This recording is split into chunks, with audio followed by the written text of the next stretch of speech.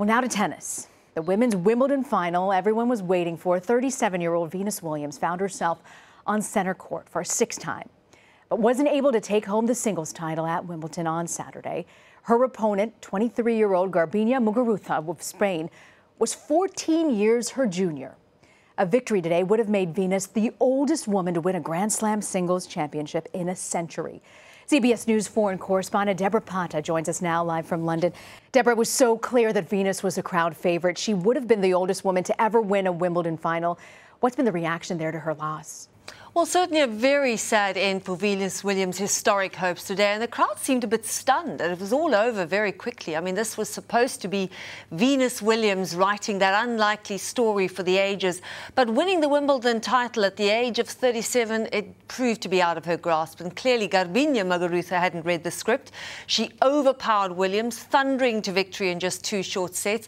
Now, 37 may not sound that old, but actually in tennis terms, it is a lifetime. She won her first Wimbledon title 17 years ago, and the last time a 37-year-old won Wimbledon, as you pointed out, was 109 years ago. So people were hoping for a lot, but it wasn't to be. I know, she is still an incredible athlete, I tell you. This match also comes at a time of a lot of personal tragedy for her. She overcame a lot. There was a car crash that left one person dead. Police say it wasn't her fault. Where do you think she goes from here, Deborah? Is it over for her career? What's next? Well, that's a good question. The last time Williams won Wimbledon was nearly a decade ago, and since then she's had a very rough time. And as you mentioned, there was that car accident in which one person died. Police cleared her of any wrongdoing, but it clearly wreaked emotional havoc. She broke down at a media conference, and a few years ago she was diagnosed with Sjogren's syndrome, which saps energy and causes joint pain. Not a good thing for a top athlete, but despite this, she has been playing exceptionally well throughout this tournament.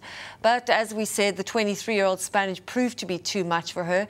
Speaking after the match, however, she didn't sound as if she had any plans to retire, saying she tried to do what her sister Serena did and that there would be other chances. Her sister Serena Williams, as you know, is not playing in this tournament. She's expecting her first child, but I wouldn't write off either of the Williams sisters just yet. They're still a major force to be reckoned with in tennis. Yeah, they both seem to be very clear that they want to return, and they plan on doing that. Deborah, I want to ask you, looking ahead to tomorrow, superstar Roger Federer could make history as the first player in at least 100 years to win 8 Wimbledon championships. What are the chances he can actually pull this one off? I mean, another tennis powerhouse. I mean, how many records does Roger Federer actually have to break? He already has an incredible 18 Grand Slam titles, the most of any male player in history. He's won Wimbledon 7 times already, but he is still the favorite to win on Sunday. And just like Venus Williams, he is old, at least in the tennis world.